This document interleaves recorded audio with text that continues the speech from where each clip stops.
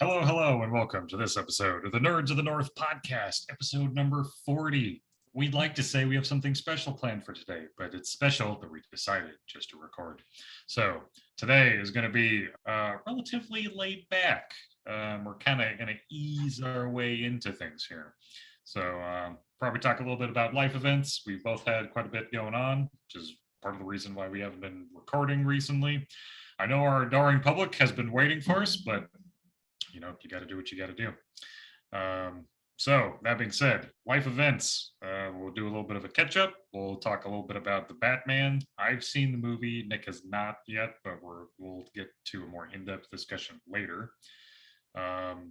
Maybe a little bit about D&D, stuff that I've kind of been involved with, not so much playing and more of creating, and maybe some older movies, and then the KENOBI trailer as well.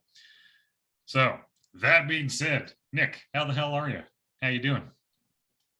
I'm doing well. As you can see, I had a move. It's a lovely backdrop. I was I'm trying earlier to reveal the background here. Sleeping dog, fireplace that occasionally works. So yeah, it's a good move. It was a lot of work. A little low energy today, just with being busy and everything, but happy to be back. Happy to be talking to Matt here. Yeah, my mom visited as well, so she helped me pick out a couch, which is what you can see behind me.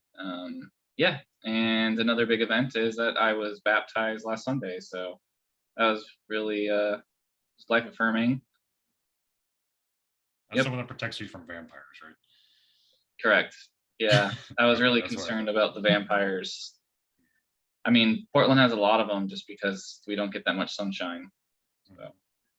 If there's anything that Twilight has taught me, is that Oregon's where vampires live.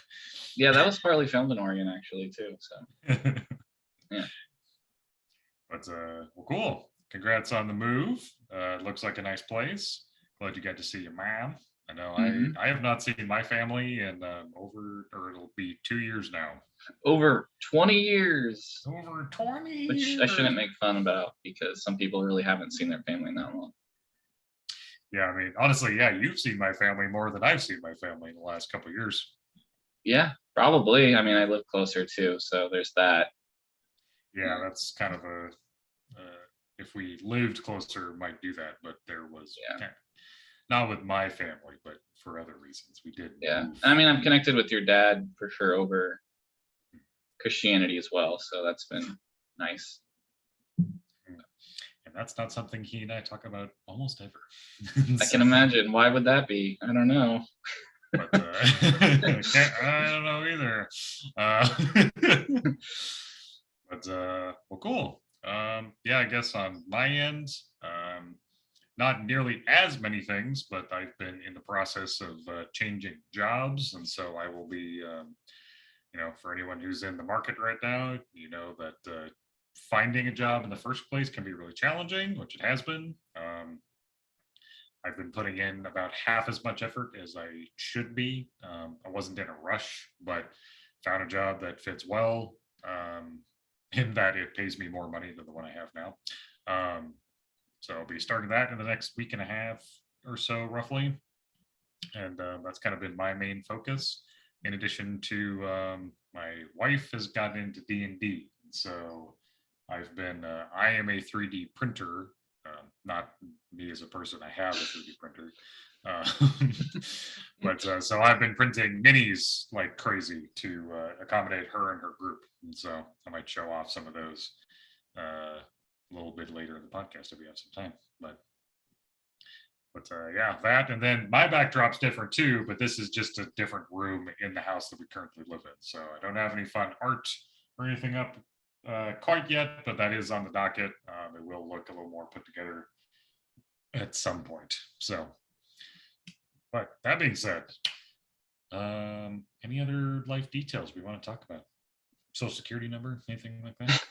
Yeah, my credit card number, my PIN number, date of birth, mother's maiden name. Maiden name. That's good. Yeah. No, not for me. I don't think. Just yeah, it's been really mostly pretty good recently. Just a lot of soul searching and Sure. connecting with people, all sorts of people. It's been good. Good. Yeah, Glad to hear been that, really sir. busy, but I'm happy that I sort of seem to be moving out of that phase a little bit and going back to normal. No, that'll be good. I mean, we go. It's life is always it's a sine wave or cosine, Yeah. depending And then on when you how think you're spin going it. back to normal, then something bad happens, or then it's Mhm. all bad again. So Yeah, when things are too good for too long, I get antsy. I'm like, something yeah, terrible is going to happen yeah, sometime soon. yeah. Be another Job, right? So don't want No. that. Speaking of good things that have happened in my life, though, the Batman came out, and this has been a long time in the making, right? Like we've been waiting for this movie to come out for what seems like a very long time, and a big part of that has been because of events taking place in the last 2 years, of course. But I've seen the movie. Nick, you haven't seen it yet. I don't know. When do you plan on seeing this movie? You were saying when it hits HBO Max, yeah. Probably that's probably when it's going to happen, but we'll see. I mean, it's such a long movie too. It's like 3 hours It is. long, It and is just shy of 3 hours. Yeah, it's with like all 2 minutes the short. pre like credits or whatever the ads before the movie, I'm sure it's closer to 3 hours and 20 minutes. So it's just finding a block of time to do that. It's not easy, but I Well, appreciate the artistic integrity of keeping it that long. see, I don't necessarily shy away from a movie being long. Um, I will sit through the full runtime of a movie if I went, go to the theater to watch it. This wasn't going to be a movie I expected to want to walk out of by any stretch. I don't think I've ever done that with a movie, but um, I do it at home plenty because there's tons of bad things to watch on TV at home. Um, but regarding the Batman, the length of it, it really didn't feel like a long movie because of how it played out. Though I will say that I think the movie does kind of debate you a few times with like, okay, the movie's ending. Oh, is it though? Is it? And so um, there are definitely a number of moments like that where it seems like things have finally come to a close, and then something else happens. So I've never heard this debate word again or before, and I'm really intrigued. really, you never heard debated? Uh-uh. All right. Jabated is a popular Twitch emote based on Jabali. The emote shows Jabali making a surprised and amused face. It was added as a global emote in 2016 and slowly gained popularity through Twitch. The emote has multiple uses, but is generally associated with someone trolling or calling out someone who is trolling. I see. Okay. Well, I have no idea who this Jabali is. I have no idea either. That's a term that I didn't realize it came from Twitch originally. Yeah. Huh.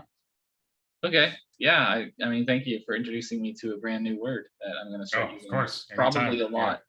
Yeah. Useless internet terminology that won't have any real world use. Yeah. But I guess we'll probably keep it mostly spoiler-free review. So, what was your overall thoughts of the Batman? So going into this movie, I will say that I was excited. I haven't kept up with Robert Pattinson's filmography since his time as a glittery vampire from Twilight. With one exception, I did see a movie. He wasn't starring, but he was definitely a prevalent role in The Devil All the Time, where Tom Holland was the primary character. Um, Robert Pattinson played a damned good super creep in that movie, super creepy pastor type. But that being said, I was really curious to see about like how his acting chops would like translate into this role of being Bruce Wayne / Batman. And something I will say that this movie is super light on Bruce Wayne. And I would say that is, for me, that's a positive versus a negative. I've heard people dig on this movie a little bit.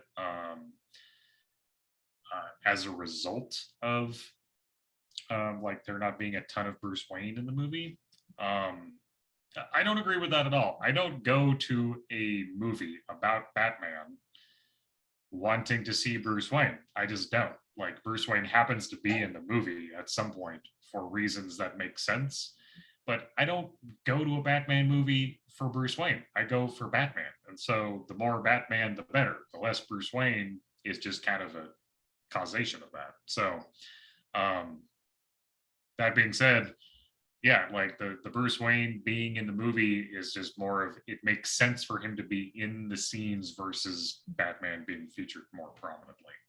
And then I think the other complaint I've heard about the movie has been, like from the trailers, from the way the movie's been presented, it can be emo Batman is kind of what the phrase I've heard, or like a much darker, edgier Batman. He definitely is darker. He is definitely much more hot topic Batman. That being said, I don't think that takes away from the movie at all. But that will be to your personal taste. For me, it didn't take away from it. There have been people that I respect in the like YouTube sphere who disagree with me on that point. Like a person that I follow fairly regularly is like Alana Pierce. She's a huge Batman fangirl. Like she loves Batman, and she was not a fan of how Batman was portrayed in this movie. She thought it was just a little too emo for her liking. But she did like a lot of other parts of it, and then generally I agree with her. I don't want to go into too much about like who's in the movie. I mean, anyone who's a Batman fan and has watched any of the trailers will know like our primary villain is Riddler, and we have what is her name? I want to say Selena Kyle, Catwoman. Yeah, Selena Kyle, Catwoman. She's in the movie. Well, I was thinking of the actress. Zoe Kravitz. Is that what it is? Yeah, yeah, she's the daughter of a famous singer that I'm drawing a blank on his name right now too. Anyway, and then Colin Farrell as the Penguin as well. Which like the job they did on his face for that movie, you would never imagine it's Colin Farrell. It's pretty incredible. That being said, I've heard some people say that everyone in the movie feels pretty spot on in terms of their character, except for like Batman and Bruce Wayne, which I actually think kind of makes sense because without like knowing too much about the source material for this, it seems that the Batman, this movie, is based loosely on Long Halloween, the comic.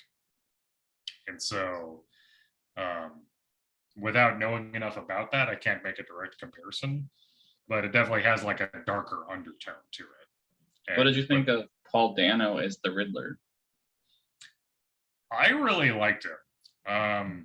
I know that a lot of comparisons have been made between him and Heath Ledger as Joker, which I think that's a really fair comparison because like this is not a Riddler we're used to seeing, right? And at the time when Heath Ledger's Joker was on the big screens, that was also not a Joker that we were used to seeing on the big screens. Really, you had seen like in terms of like actual movie adaptations, really the only Joker you had really seen was from the Michael Keaton Batman movies with Jim Carrey? No, that's Riddler. Oh, I thought you were talking about Riddler. No, who are you talking about? Joker from the Michael Keaton Batman movies. Jack Nicholson. Jack Nicholson, thank you. Yeah, like previous to Dark Knight, to Dark Knight, like that was kind of the one representation of Joker we had seen. Like, you were totally forgetting those campy 70s Batman movies. I think. Yeah, but like we're talking about like a more modern audience, though, right? Like, sure, you had your Adam West era Batman, with But I mean, that also, I think Joker. Mark Hamill's version of the Joker was, Mhm. I mean, that was a big impact, I think, too. For sure, for fans of the genre, absolutely. But like, but these are films though. Like, there's a huge divide between like your moviegoers, people who, are Batman appreciators from a distance, versus people who are going out of their way to watch like animated features, like the animated Batman from the '90s, which is where Mark Hamill's Batman, Mark Hamill's Joker was primarily featured, which was a fantastic series, in my opinion, anyway. But that all being said, this is a very different Riddler, because previously the only Riddler we'd seen, as you had mentioned, was Jim Carrey, right? Which is a super over the top performance, which is, Jim Carrey, that's his whole shtick. Paul Dano's representation of Riddler in this movie is much more in line with like a Heath Ledger Joker. And I think it works. Like, they lean way more into the serial killer vibe than they do into the like delightful trickster that like Jim Carrey's Riddler might have been more akin to. Yeah, I mean, that sort of, and I think it true fits the crime. tone of the movie a lot better, for sure. Hmm.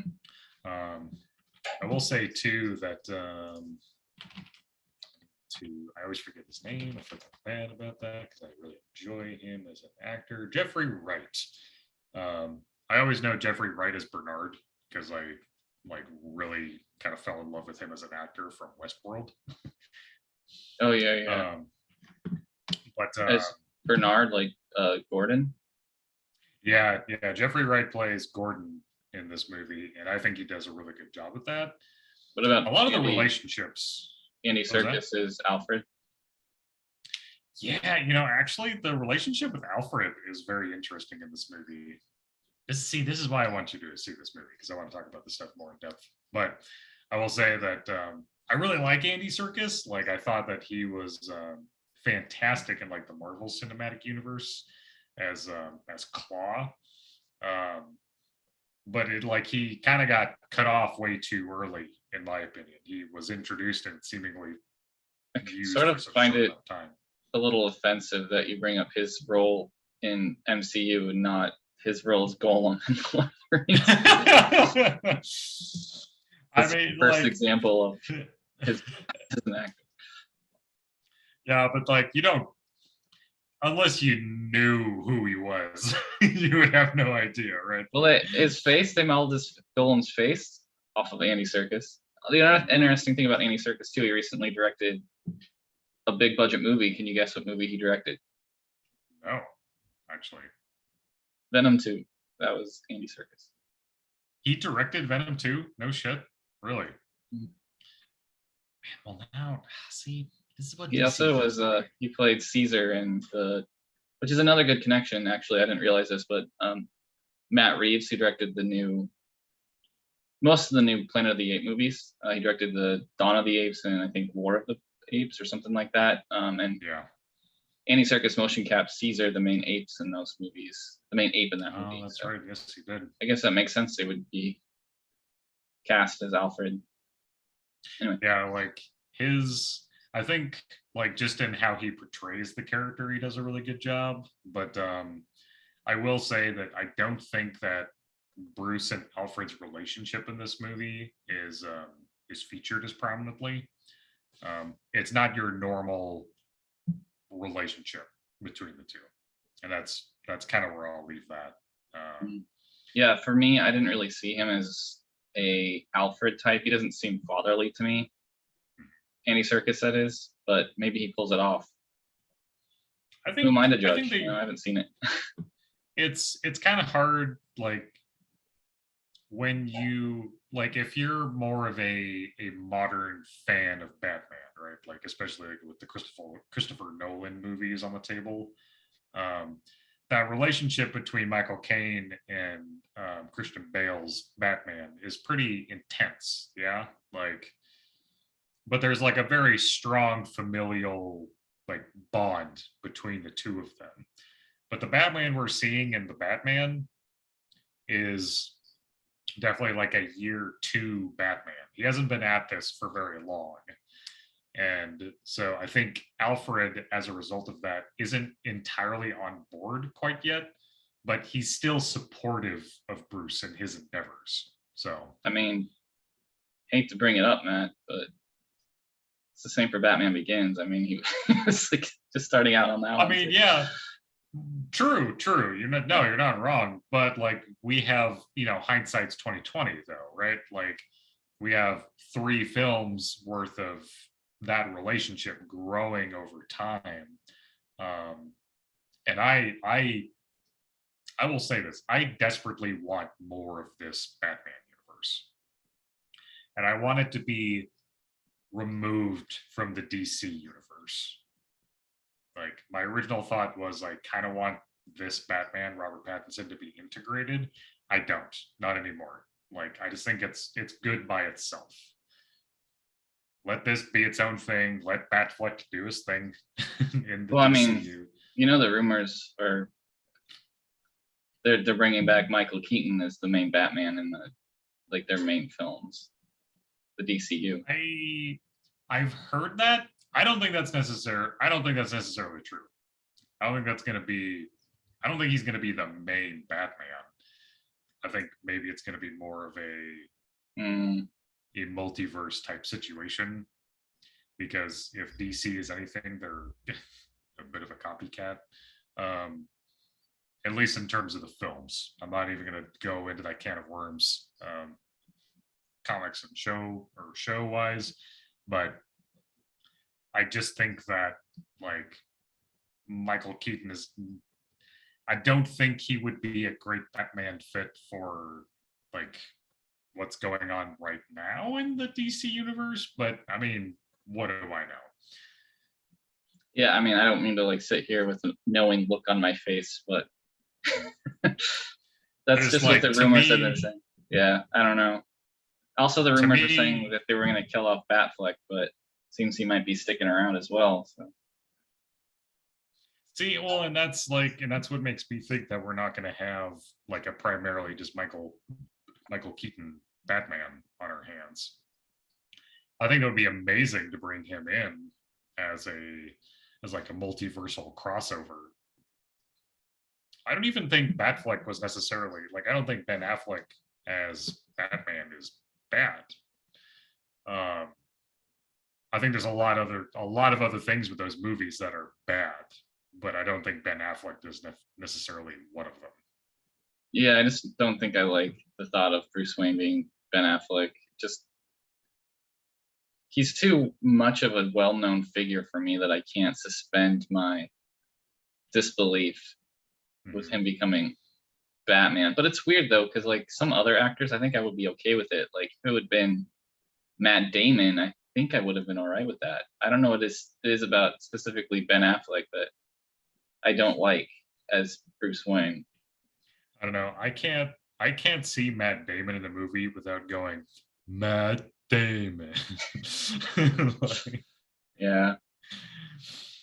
He's a really good actor though. I mean, not that Ben Affleck isn't, but he's more likable, I think, as well. Matt Damon? Yeah. No, something about Ben Affleck, and it's nothing to do with him. It's just not. Well, it is something to do with him, obviously, but he's just not likable. No, I can see that point of view. I mean, which I think is too bad. Yeah, because Ben Affleck I think he's a very talented creative. Is kind of more what I would say. Like, he isn't necessarily. I mean, he's done so much in that he's directed, he's produced, he's acted. Like he's had his fingers. Man. Yeah, he's very talented in being able to do all these things. I don't think he's necessarily a savant in any of them. But that being said, he's done more in that regard than some people, and so I have to, give him chops for that, right? So, but that being said, I'm also a little confused. It says that Ben Affleck is in the cast for the Batman. Did I miss an after credit scene or something? Oh, really? Yeah, like I'm curious what that would look like. Yeah, that seems weird to me. There's just something Um, about this movie that I'm not like super excited about, and I don't know what it is because I am a Batman fan. And when Joker came out, I was really excited about it, but I don't know what it is. I'm just not excited for this film. I don't know like I said, I can't tell you why. I like Batman. I actually really love the comics. He's probably my favorite comic book character that I've read. So I don't know what it is. I think it partly is I've sort of lost interest in the DC universe, specifically the movie universe, and I don't know what it is. Can't explain it. Maybe I'm just jaded with age. no, I mean, I don't know. I think that's a fair assessment, honestly. Like, because let's be real, like the DC films, the attempts that they've made in terms of creating a cinematic universe in line with the MCU are laughable at best. They're trash by comparison. Like, it's not been a good attempt on their front, and I think that it always boils down to the same argument with me on that point, is that DC wants this repertoire now. They don't want it 10 years from now.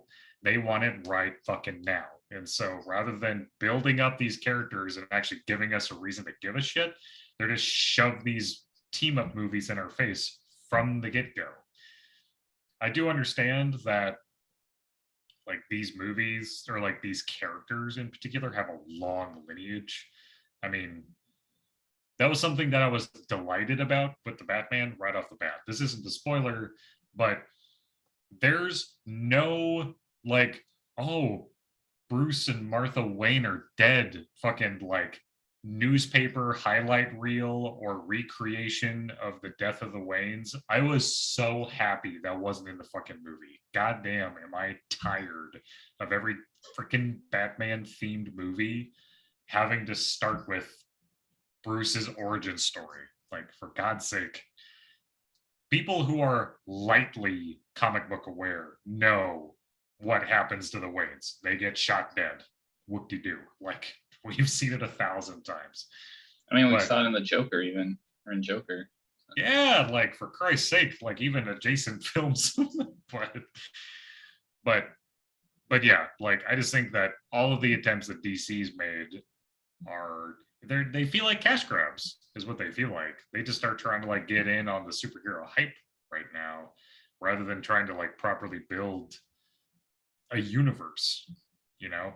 Like I did really like this. I did like the Suicide Squad, James Gunn's Suicide Squad. I thought that was actually a really great film. And obviously, Peacemaker was a success in my eyes as far as a television show. I did a really good job with that, I thought. But that's all James Gunn. And I'm trying to think of other ones that have come out recently that I enjoyed. Wonder Woman was a complete disaster. Wonder Woman 1984. isn't it so crazy how positive everyone was about the original Wonder Woman? Because it was genuinely like a fairly good movie, but Wonder Woman 1984 was just so bad. So bad. Yeah, it was just really misguided, I thought, and so much of it. It didn't have barely any action scenes for like a whole hour. And the whole thing with Wonder Woman having like non-consensual relations with that guy was just beyond creepy. Yeah, And like if that had been like reversed like genders, people would be like, what were they thinking? But people would have lost their shit, right? yeah. Yeah. And like, yeah, not only that, but like I know one of my main like issues tends to be the fact that Wonder Woman Diana is so goddamn hung up on a guy that she had like a brief relationship with from fucking like 50 years ago. Like her life is so long by comparison being a Themysciran, and yet she's so hung up on this pilot she once had a fling with. I don't know if that's unrealistic though, necessarily. the fact that she's so hobbled by it though just drives me nuts. Like she's supposed to be this like supremely like she's feminism incarnate, man. Like she's a strong independent woman. What the shit is she doing being so upset about a dude from forever ago who died? I'm sorry, but he died. Like I mean, how did Endgame end? Were you upset by that? I don't know. With Endgame? What? I mean, like the fact of the matter is like Wonder Woman 1, her love interest in that movie dies. Which what was his name again? It was Steve Trevor. Steve Trevor. I believe, yeah. Steve at least. So Steve dies in that movie, and then she does her own thing for decades, and seemingly has not moved on past this guy. And that's what bothers me. It's like she comes from a race of people who seem like their lives are quite long by comparison to normal mortal lives. Well, also, I mean, that was her first ever relationship with a man, too. I mean, I just think that, like, in the grand scheme of things, making Wonder Woman be like a lovesick puppy really bothers me. I don't think comic book Wonder Woman would be that way. I think it was done more for the convenience of storytelling. Well, I mean, I think I agree with you on one level. I think having to shoehorn in Steve again like that probably was the wrong idea, but who can fault the filmmaker for having that idea? Who knows? You know, everyone has assumptions that they make, and then that assumption turned out wrong. But and to be fair, like they could have done that storyline in a way that would have made it more believable for me. But the way that it was presented, maybe it was just the writing, which in Wonder Woman 1984 was atrocious. Look at this. We bring up this one bad Wonder Woman movie. Brings out such strong feelings in me. But no, we were talking more broadly about the DC universe. Because we have like Aquaman, like generally Aquaman is regarded as a positive effect on the DC universe. Yeah. Like it's not a good movie necessarily, but I think it's a movie that knows what it is, which is kind of just campy action. Yeah, I believe that's directed by James Wan, who is a good director. Malignant was a crazy film that just came out last year. So, yeah. Yeah, they're getting a new Aquaman soon too. Yeah, James Wan. Yeah, and Shazam got delayed. I believe it got pushed back to October now, and its spot. Warner Brothers, that's merging with Discovery. I think it actually went through. Is putting that DC superhero pet movie, the animated film, Super Pets. Oh yeah, Super Pets. Yeah, which is an interesting idea, I think. So we'll see how that plays out. I kind of already feel like I've already seen it, even though I haven't seen it. I kind of feel like I know exactly what it's going to go, or the humor that it's going to have. But I feel like a good time. I mean, I know of two, like off the top of my head, two different like super pets specifically. I mean, you have Crypto, which I think is probably the most famous of the like superhero dogs in the DC universe, anyway. And then you have, isn't it Ace? That's Batman's. Oh yeah, like the Great Dane. I forgot about that. Yeah, that's the one I know of. And then I guess more recently, again, this is not from my own experience. This is living vicariously through my wife. She's a huge Nightwing fan, and so Bitewing, I believe, has been his name. There's been like a new. I believe there is also a Bat Cow or something like that. Yes, Bat Cow. Damien in this particular run in like recent years or like last couple of years has been very I say the last couple, it's probably been longer. I'm terrible with these timelines, but has been like very in touch with animals. And so there definitely is a bat cow. um, a cow that the Wayne estate ends up taking on because Damien doesn't want to get rid of him. Yeah, it was from Grant Morrison's run. Well, Grant Morrison is the originator of Damien, but yeah. But yeah, but yeah, that's just an example of another super pet that I know of. But like, it feels like kind of a reach. So I'm not surprised that there can be a whole movie because I'm sure there's other like super pets that have been involved in the comics that I'm not aware of. But I mean, I'm sure it'll probably be a fun movie, like as long as you don't take it too seriously. Yeah, it's definitely for kids, I think. You know, so I guess I think I know exactly what that movie's going to be without having seen it. So. I mean, we're also going to be getting a Black Adam movie in the nearest future too, as well. Yeah. Right. And I gotta say, I'm not too excited for that one either. Let's see, Black Adam. Oh, I guess that's supposed to be coming out in July. Okay, so relatively soon. Oh yeah, that I made a mistake actually. I was thinking for the Shazam. Shazam actually got pushed forward and it's going to release. Shazam 2, I should say, it's going to release in December. Black Adam got pushed back to October, not Shazam. And Super Pets got moved to July, I believe.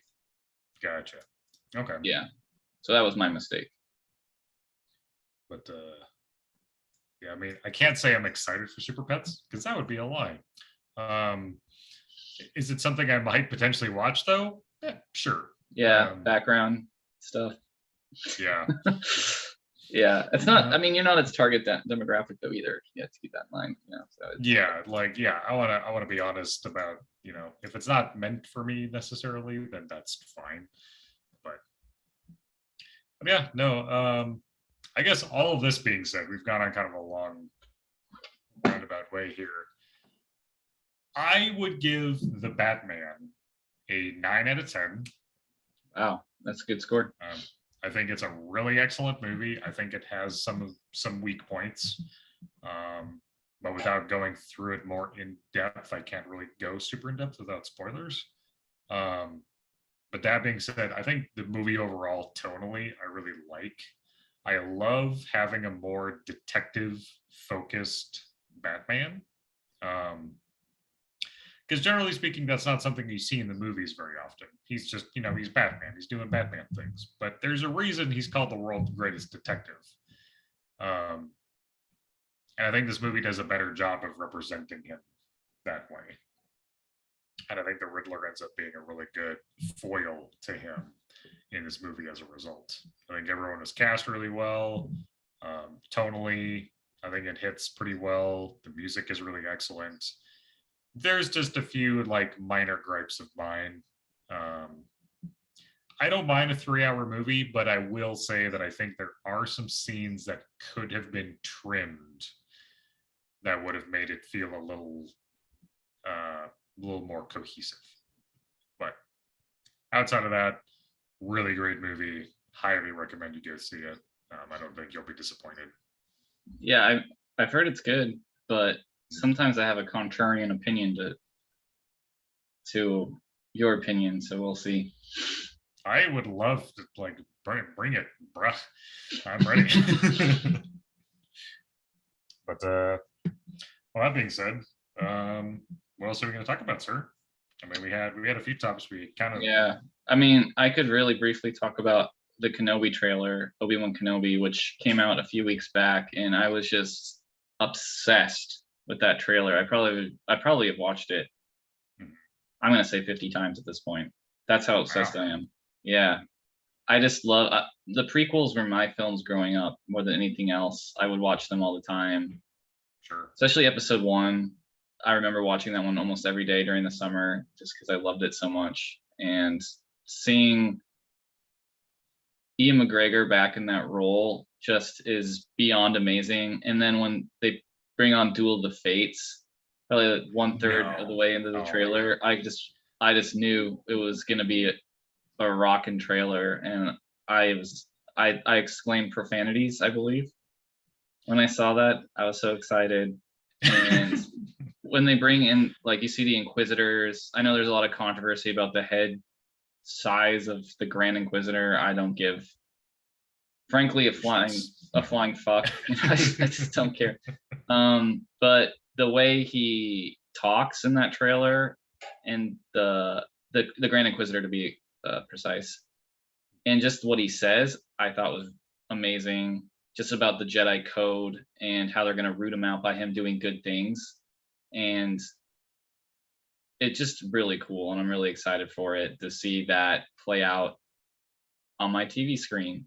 And the music was just the most epic fucking thing I've heard in years. I was so excited about. I'm excited. And the lady, the Jedi, or the Sith, I forget what brother or sister she is. Obviously she's a sister, but and she's a black woman. She has like the red lightsaber, and she's just hunting Obi-Wan Kenobi down. So epic. Yeah. Beyond epic. Yeah. Like, yeah. So I'll be there at midnight, May 25th, and I will be red-eyed but more than happy to sit there and watch Kenobi. The other trailer that came out, speaking of Disney Plus, was the trailer for Miss Marvel. I gotta admit, I was a little underwhelmed, but I don't know if I have a huge attachment to that character anyway. It seemed a little Netflixy to me. It didn't feel like the high production quality that I'm used to in the Marvel shows. So my expectations are a little low for Miss Marvel. And that's actually going to be coming out, I believe, in either June or July. So it's going to actually overlap with Kenobi a little bit, which is a new for Disney Plus for a Marvel show and Star Wars show coming out at the same time.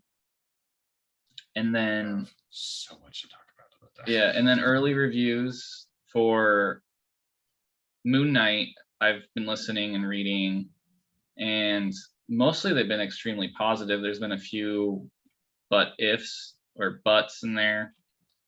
But I'm getting more hype for that show as time is going on, and I'm a huge fan of Oscar Isaac. I think he's a great actor. So, and I'm excited what this could do to the DC, or sorry, not the DC, the Marvel universe, as far as bringing in more of a Universal monsters kind of weirdness into it. Sure. I hope DC does something like that too, with their Frankenstein and Animal Man and Swamp Thing. DC could go crazy with that, and I'd be all up in that shit, yo.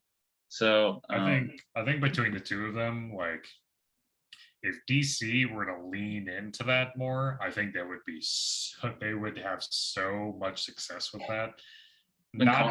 John Constantine, yeah. Yeah, like, I've been reading through the Rebirth line of Constantine, just in all of his interactions with Swamp Thing and that. Like, it's been a lot of fun to read, and I think that DC would have a lot of success if they integrated that more into their either TV or film properties. Yeah, I'm a huge Swamp Thing fan. I also like Animal Man quite a bit. So if they made an Animal Man movie, DC did that, and based it off Jeff Lemire's run, that would be an amazing horror film. They could do some crazy crap in that, and I'd be there for that for sure.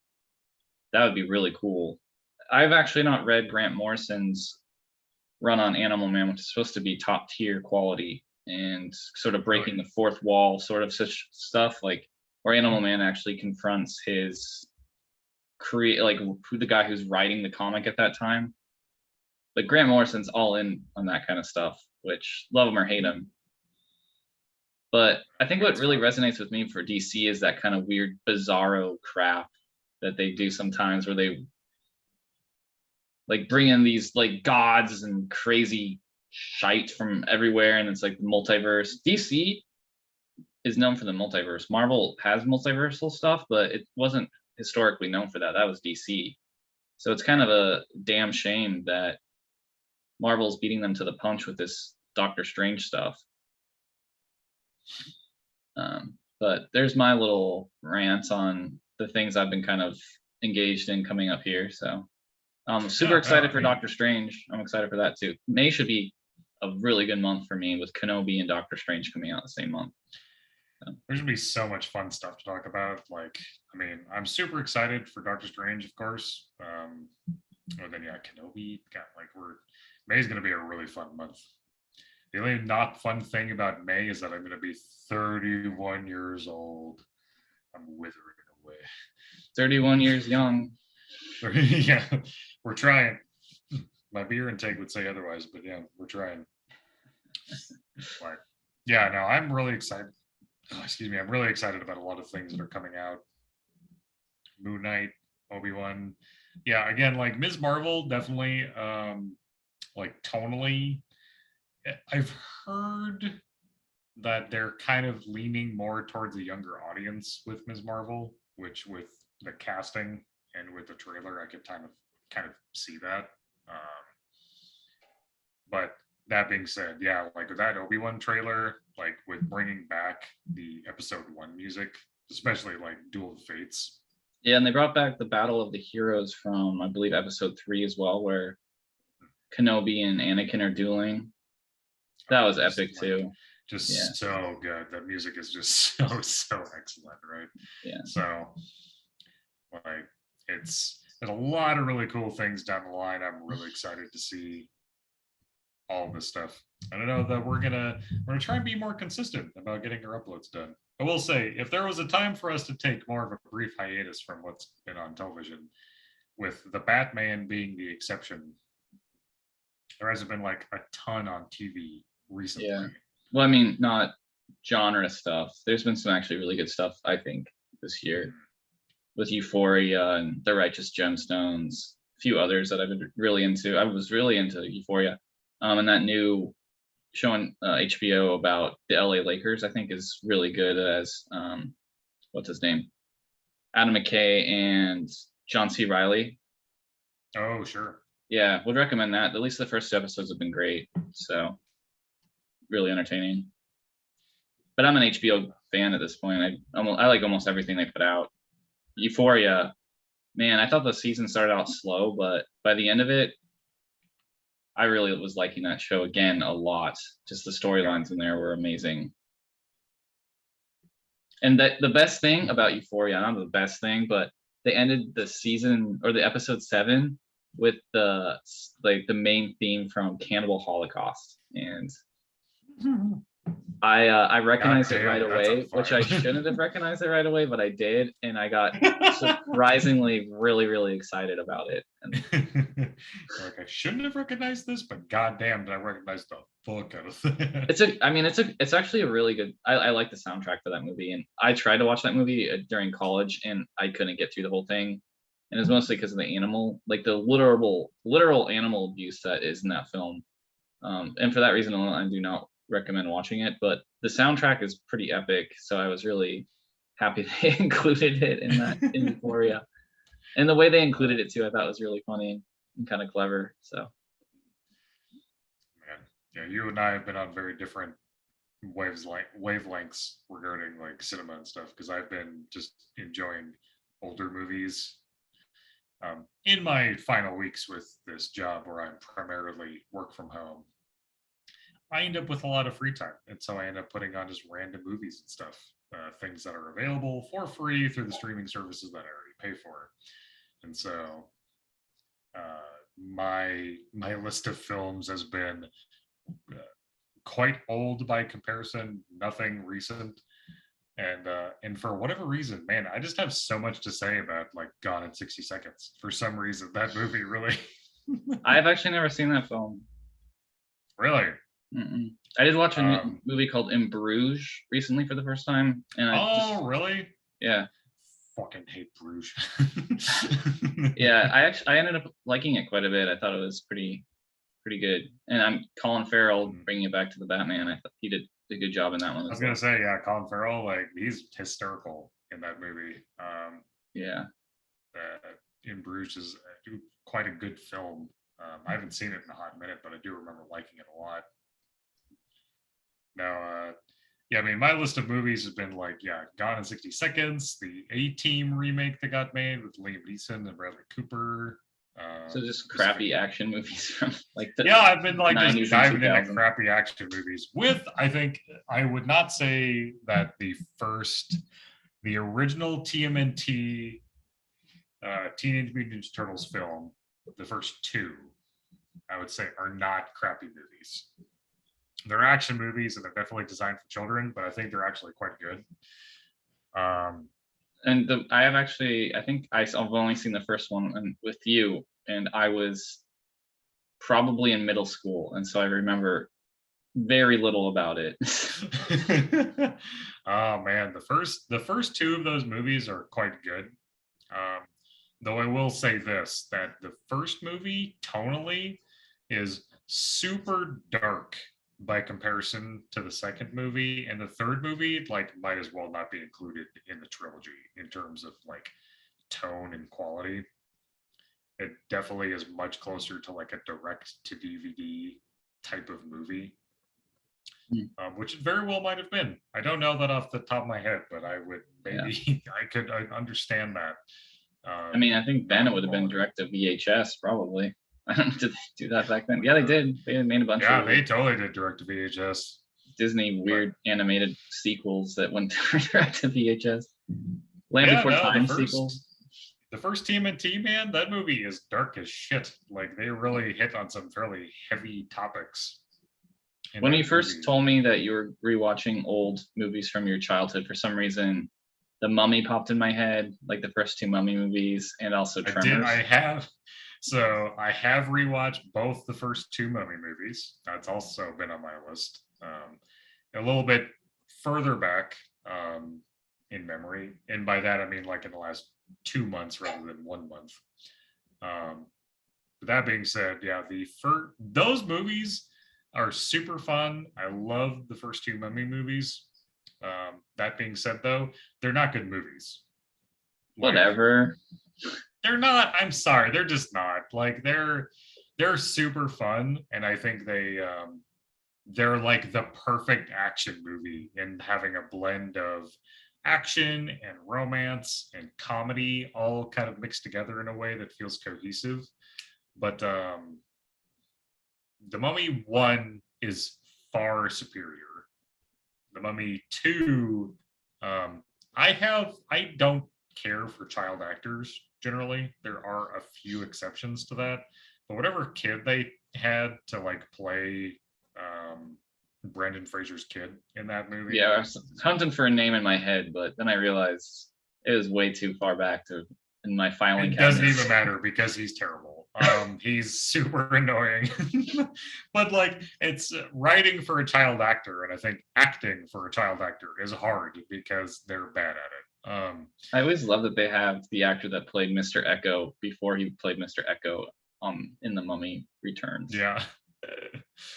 Yeah, like there's just something about and actually, and to be fair though, I've never seen the third of those movies. I saw it in theaters and I must not have liked it because I've never watched it again. It's the best part of the movie is I think they're in the Himalayan mountains, yeah. And they're attacked by like a group of Yetis, and that part was so awful that it was amazing. And we're talking like 2000s level CGI Yetis so it's bad. Attacking people. Yeah. It's amazing how poorly CGI is aged in a lot of films. But and you know what else? I just watched this. This was the most recent movie I watched. Jumanji. Oh, dude, I love Jumanji. Jumanji is so good. The CGI not great, but no. Actually,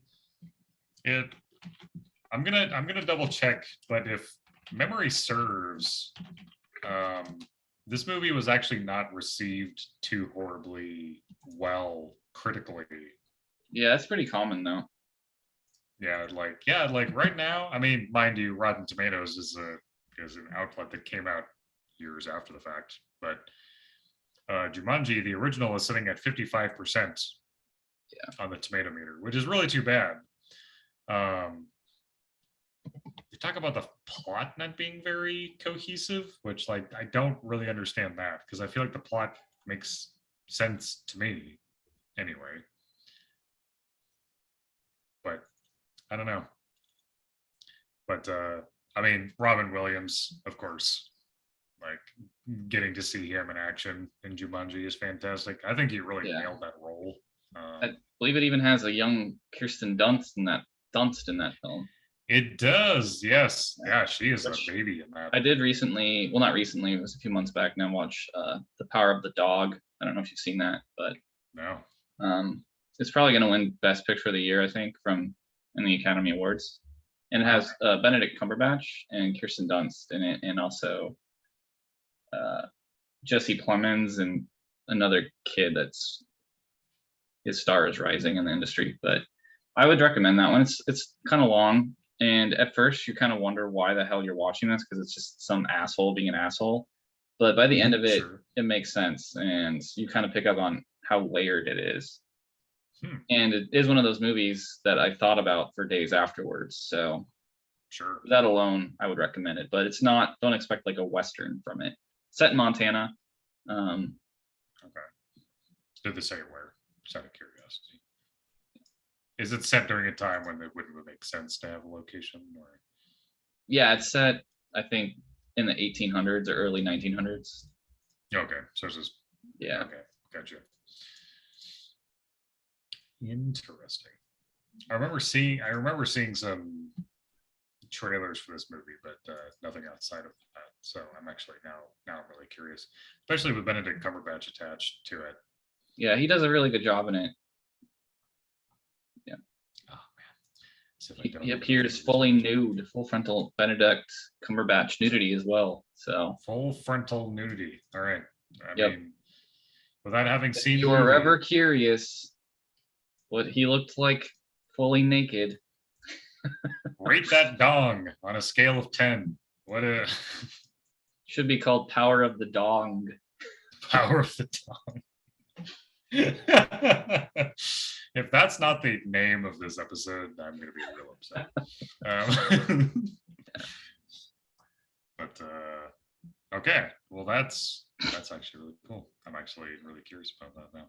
The other thing too, I would definitely recommend if you haven't seen it yet is a show on Adult Swim, but it's on HBO Max. It's called Smiling Friends. Hilarious. It's a cartoon. It definitely has that sort of early Rick and Morty feel to it, which I really like. Not necessarily the sci-fi situation, just the humor. And then there's another show made by the same guy called YOLO Crystal Fantasy, I think it's what it's called, and it's also excellent. So, ridiculous names, but great shows. I have 3 days left of work at this old job, so I probably will have plenty of time for that, especially if it's available through HBO Max. It is, yeah. They're also only 12-minute episodes typically, so it's pretty quick watch. There are only 8 episodes for each show right now. Another weird show I will recommend is a show called Joe Pera Talks with You. I don't know if you've heard of that. Also on Adult Swim. Yeah, I forget.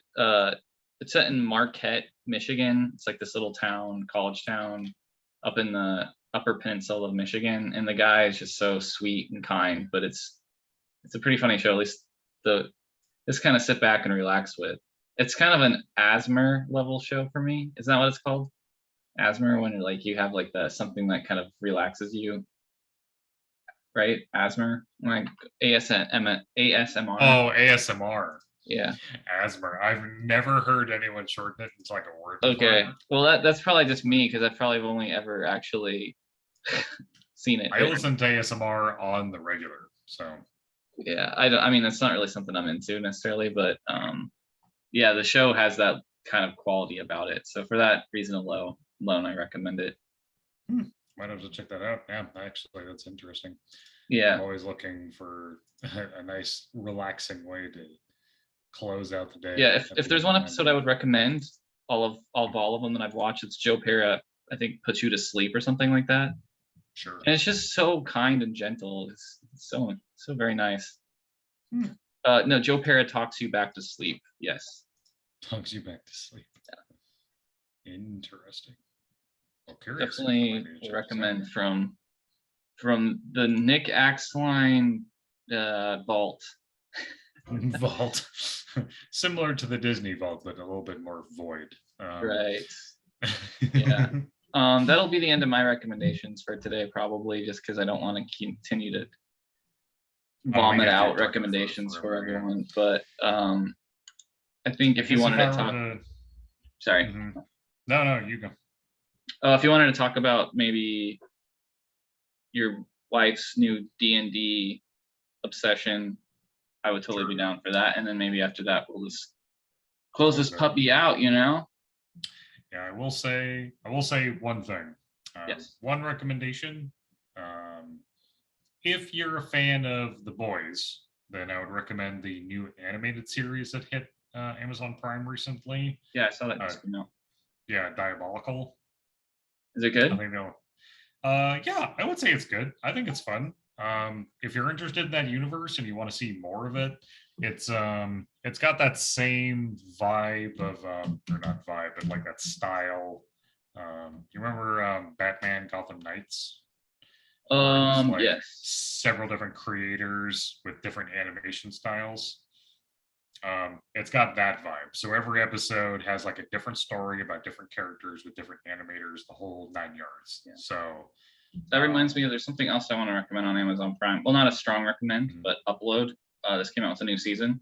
And oh yeah, that's right. I don't think it was a great second season. It was like a good second season, but I really like the first season of Upload.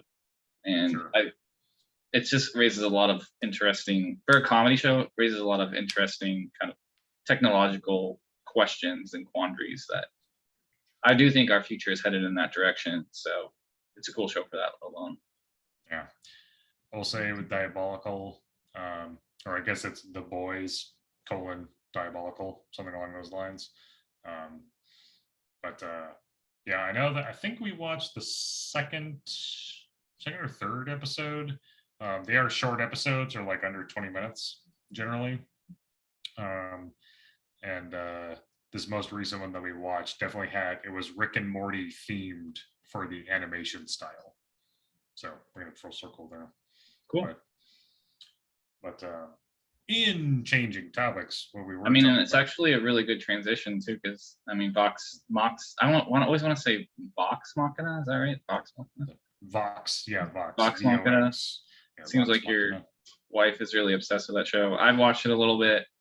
I'm not a huge I'm like a okay fan of it, but I wouldn't like promote it as one of like a favorite show at the moment, but yeah, I mean, like my wife and I are always looking for something new and fun to watch, and we were recommended Vox Machina by some friends of ours. They're huge D&D fans. We weren't previously. I'm a fan of the show. I'm not a huge D&D fan. However, my wife has gone full tilt into being a D&D fan, which is super cool to see her just so passionate about something so fun. So I'm going to see if I can maybe like slide out of frame here and like possibly portray a figure. So in being a person who has a 3D printer, I've been doing some, maybe if it'll focus, I don't think it'll ever focus, but I have a 3D printer, and so I've been doing minis for her and her group. So it's a group of 6 people with one dungeon master, and so they're going to be doing their first campaign together, which is super cool. It's not something I'm actively participating in, but just for some reference, so this is roughly what a figure will look like when it's done. So, it'll have features, armor, face, all that jazz. As a person who owns a 3D printer, maybe anyone who knows, this is one that just came off the print bed as it is. So you can't tell a damn thing of what it is because it is covered in support material. But so this will take me probably roughly 20 to 30 minutes to clean up. But after that, it'll be a fully fleshed out looking figure with the face and items and all. So awesome. But yeah, that's where I'm coming at it from. I'll be getting another print going here shortly. I'll probably take a figure like this, depending on the level of detail and support material, will probably take between 3 and 6 hours. I had one that took 7. Actually, this particular figure took 7 hours. And yeah, clean them up, and then they'll able. I don't think the group, as far as I'm aware, doesn't plan on painting these figures, though they may in the future. I know that my 3D printing tends to be more in the practical usage type of vibe, I guess, or more use case. Like I just did a key hanger to be able to like hang our keys up when we get home. I have like a paper towel holder, did something like that. I have a carabiner that I use to be able to put my keys on while I'm carrying them around on my person. So using it for more artistic renditions and stuff like this has actually been pretty fun. Very challenging. I could definitely see why people have trouble printing this stuff, especially with the type of printer that I have. For those who are in the know, I have an FDM printer. I have a Prusa Mark III, and which is a pretty popular platform for 3D printing. Though that being said, it's been kind of out of use only because I've been very busy. So, and if your printer isn't ready to go and you don't have an idea, then you're not going to do any printing. So, but yeah, no, it's been a lot of fun. I'm glad to be able to help the group out and get some prints out. Yeah, that's awesome, Matt. I'm excited to get my hands on that deck box that you made for me. Yeah, actually, I think I have Bluetooth headphones in here. So, for those who don't know about 3D printing or are curious about it, something that I do on a pretty regular basis. So this is Nick is a fan of Magic the Gathering, the card game. You know, it's really new. It's pretty fresh. So this is a deck box that I've done for him. So this will hold a full deck of cards as a latch. Guy up. So it has the graveyard and a library, as it's called, and then these the grooves on the right side for me, maybe left side for you guys, for where your D20s get stored for holding your life total or anything like that. So this is probably maybe more of like a commander based deck box, but it can be used for general play. I don't know what you're doing. So, but yeah, this will be on the way to you. Yeah, I'm excited, Matt. I'm excited to put my new Tron deck in there. So yeah, that and your precious. Yeah, precious. I'm right now. I'm still 4 cards away from getting my deck. Well, really, have your other cards not shown up, or you just haven't? No, I've just been moving, so I just haven't wanted to invest the time or money into it. That makes sense. Yeah. But yeah, no. So, but yeah. So, if anyone in the comments is interested in 3D printing, leave your comments or questions below. I will do my best to answer anything that gets thrown my way. I know that there are those who are interested in the hobby and don't know where to start or what machines to get, and I have a decent amount of knowledge about that. But we talk about so many different topics on this show, so I figured, what the hell, might as well throw that out there. I mean, I think it's awesome, man. I think we should talk about this more often. Yeah, I mean, I love 3D printing stuff. It's a really cool, it's a cool hobby, and it doesn't always lend to success as a hobby where you have to be okay, like laboring over a machine that's going to often burn you, literally and figuratively. But when you get a solid result, I mean, like, you know, stuff can turn out really cool. Like it might not look like much right now, but like this is gonna, you know, put a smile on someone's face. I think that's pretty special. Like, but that is special, man. That's really special. Yeah. Yeah, thanks for showing. Like I'm excited. I'm excited for the people that you made it for, and I'm excited to get the box. So.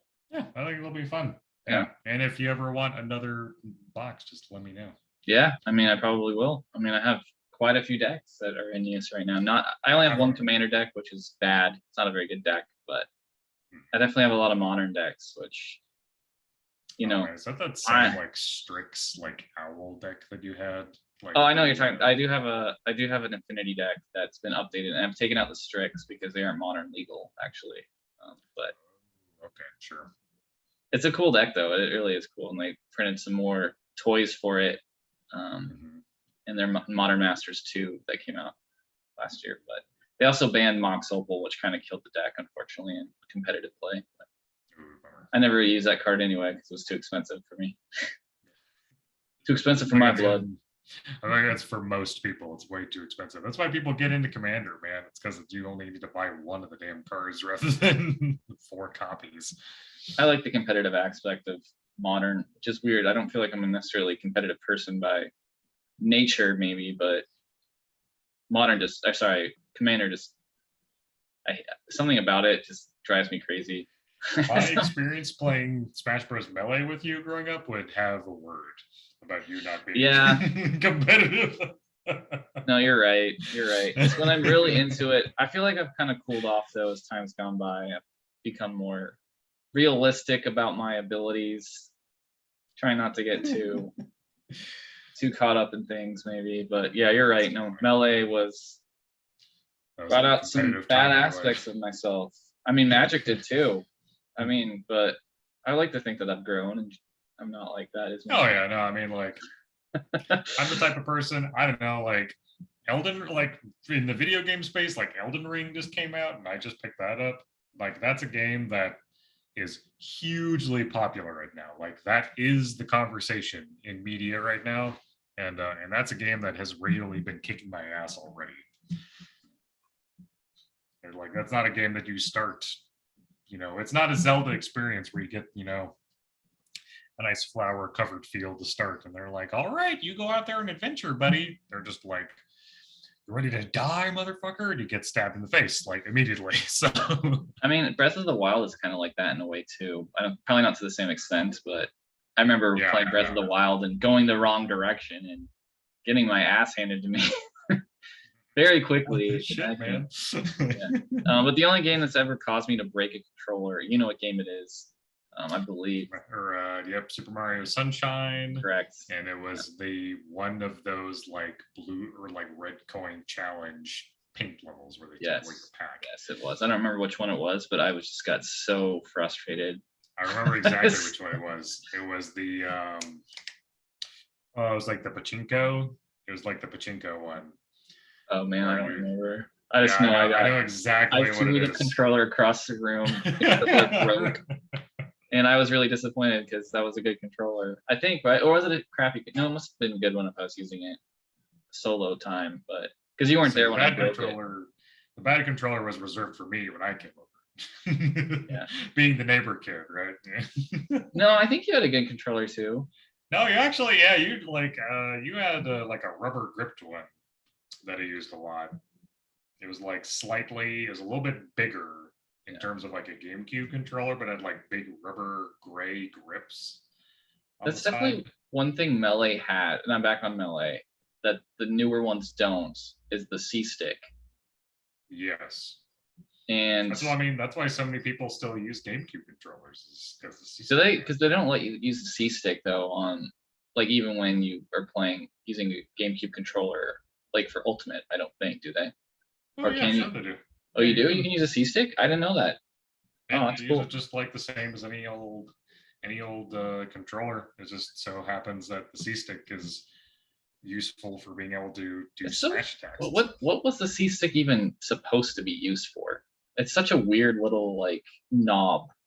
As far as I'm aware, like if we're talking Nintendo history here, the C-stick was the next rendition of the C buttons from the Nintendo 64 controller. Oh, you're probably right. Yeah, you're probably right. Like the N64 controller had those 4 yellow buttons on it that was supposed to be mainly used for like camera control.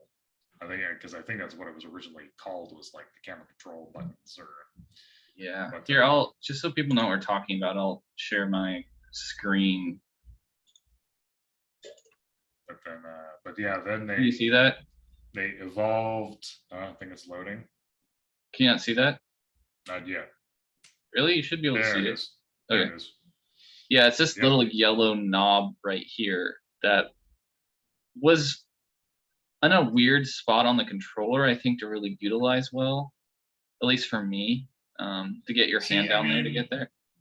like the C stick button on any other controller would have just been called your right joystick. Yeah, but it doesn't look like a normal joystick though. Like you can even see, like here on the left hand joystick is much bigger, but the C stick Right. had this weird little knob sort of on it, which made it kind of weird to touch. That Look at this was, controller. Someone changed everything on it. everything to C sticks. That's funny. Holy shit. I don't even remember another game that really utilized the C stick beyond Melee. There was probably another one, but even in Melee, it was kind of a muted use unless you were like actually good at the game. I felt like, but Well, because yeah, in higher competitive play, C stick is definitely used for like tilts rather than like smash attacks, which requires you to change the input on the controller. right. I know I do that on modern controllers now. I change my that second joystick to be more used for tilts when I'm trying to play competitively. I really Which I love haven't done in a hot minute. I was just saying, I really love the GameCube controller. Actually, it's probably my favorite controller of all time. Not gonna lie, but I was never a huge Xbox person or PlayStation person. I've always been sort of a Nintendo ecosystem fella. Oh yeah, well, I mean, like, but it's my favorite of their controllers for sure. But I mean, when you think about it, like, what do we have after the GameCube controller? We had the Wii Stick, which I hated as a controller, to be honest with you. That was casual crap, and then like the Wii U controller was, I don't. It was a controller, but I don't know if I'd consider it like comparable to the GameCube controller. And then with the Switch, it's sort of the same thing. It's not like it is a controller, but it's not like yeah. Anyway, so, but I love the GameCube controller. I really do. Yeah, I mean, I've been a big, gamepad gamer for a long time now, only because that I have been an Xbox player for a long time, but then I converted to PC a number of years ago, and in my opinion, I think the Xbox gamepad is just the Xbox One gamepad is like kind of the number one controller for PC usage. I mean, I have a PS4 with like a good PS4 controller, but I just think there's something to be said about the asymmetrical joysticks. I think this is just much more comfortable to play with. But that's also being a controller gamer on PC, which for some people is really weird because mouse and keyboard, is the go-to for most folks. But then you're getting into controller inputs and people's preferences. So yeah, I've really been playing my Switch more than I usually do just because of the new Mario Kart tracks. But I know there's a lot of opinions about them, and I don't really have any. I think they're fun. That's all I have. People are really critical of everything these days. I will look forward to playing the new Mario Kart tracks when I get a chance, because I do want to pick them up because I think that'll be fun. Yeah. Well, is it time to end this, baby? I think so. Yeah, I think we're at a good stopping point. That being said, ladies and gentlemen, thank you for joining us on this episode of the Nerds of the North podcast, episode 40. We've been gone for a while, so we're glad to be back. We'll be talking more about more Marvel and Star Wars and DC related content moving forward.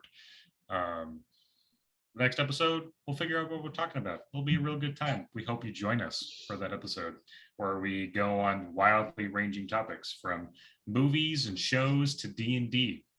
So to 3D printing. The 3D printing, right? Old Nintendo controllers. Smash Bros. Controller inputs, Yeah. But no, I want to thank you all for joining us today, and we will hope you will join us for the next episode of the Nerds North podcast. Thank you so much, and we'll see you next week. We promise we'll be here next week. God willing.